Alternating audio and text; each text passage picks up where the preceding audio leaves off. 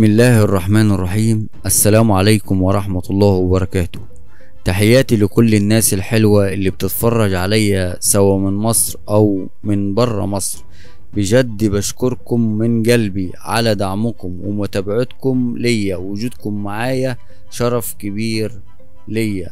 اهلا بيكم على كوكب الفتنس والاكشن، القناة اللي هتغير فكرتك عن الرياضة واللياقة البدنية، وهتثبت لك انك تقدر تبدأ من مكان وابسط الامكانيات وتوصلك لنتيجة تبهرك وتبهر نفسك قبل ما تبهر غيرك. احنا هنا مش بس بنتكلم عن عضلات او شكل جسم، احنا هنا بنتكلم عن اسلوب حياة كاملة.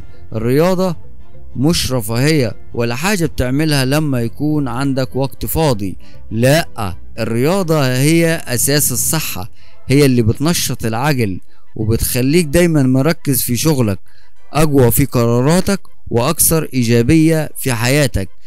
كتير من الناس بيقولوا ما عندناش جيم قريب، او المعدات غالية، او ما عنديش مكان اتمرن فيه. هنا بقى دور كوكب الفتنس والاكشن. احنا بنتمرن في البيت، في الشارع، في اي مساحة وابسط الادوات، حتى لو ادوات خرسانية. مش لازم يعني اجهزة فخمة ولا اشتراكات غالية، المهم يكون عندك ارادة وحافز. الاهم اننا هنا بنحارب التنمر، مش هنسمح لحد يقلل مننا او يقلل منك او يستهزأ بيك، سواء وزن جسمك او شكل جسمك او حتى طريقة لعبك.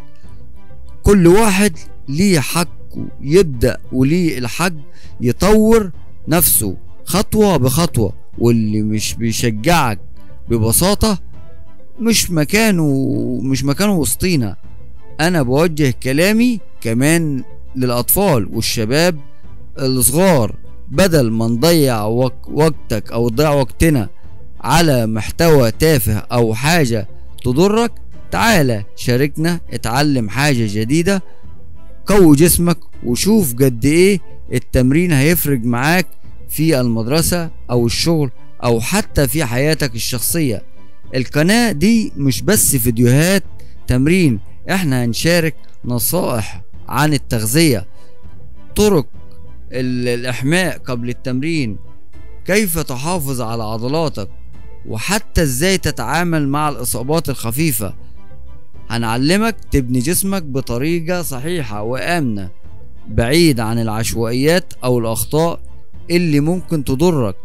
في كوكب الفتنس والأكشن مفيش حاجة توقفك، حتى لو مش معاك إمكانيات، حتى لو الناس حواليك مش بتشجعك. احنا هنا عيلة واحدة، كلنا بندعم بعضينا، وكل خطوة بتاخدها هتلاقي حد بيقولك برافو كمل. في النهاية حابب اقول ما تستناش الظروف تكون مناسبة، الظروف مش هتيجي، انت اللي لازم تبدأ وتخلي الظروف تمشي معاك. افتح الفيديوهات، جرب التمارين، حس بالتغيير، وهتعرف انك كنت قادر من زمان. انا محمد عبد العال زيان، ودي كوكب الفتنس والاكشن.